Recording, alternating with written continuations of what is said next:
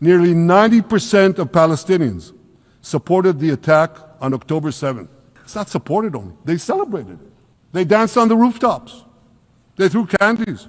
That's both in Gaza and in Judea, Samaria, the West Bank, as you call it. And it's just the way they celebrated another horror, 9/11.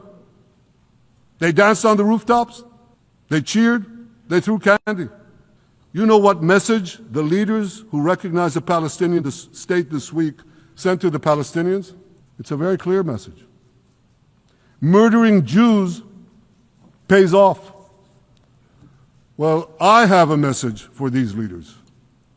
When the most savage terrorists on earth are effusively praising your decision, you didn't do something right.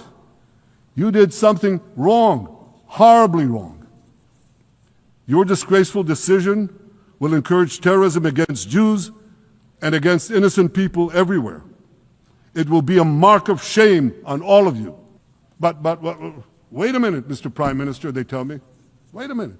We believe in a two-state solution where the Jewish state of Israel will live side by side in peace with the Palestinian state.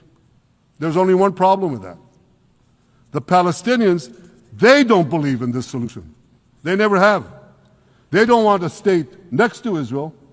They want a Palestinian state instead of Israel. And that's why every time they were offered a Palestinian state, but were required to end the conflict with Israel and recognize the Jewish state, every time, over the decades, they turned it down.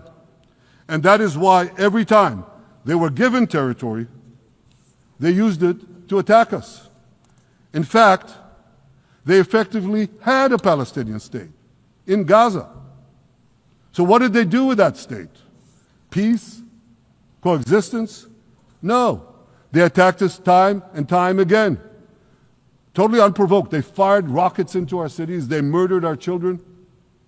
They turned Gaza into a terror base from which they committed the October 7th massacre. So here's the uncomfortable truth. The persistent Palestinian rejection of a Jewish state in any boundary is what has driven this conflict for over a century. It is still driving it. It's not the absence of a Palestinian state. It's the presence and existence of a Jewish state. And I find it amazing, that the foreign chancelleries and the ministries and all those who pontificate about this, and the leaders, how can they not see this basic truth when it is repeated again and again and again ad nauseum?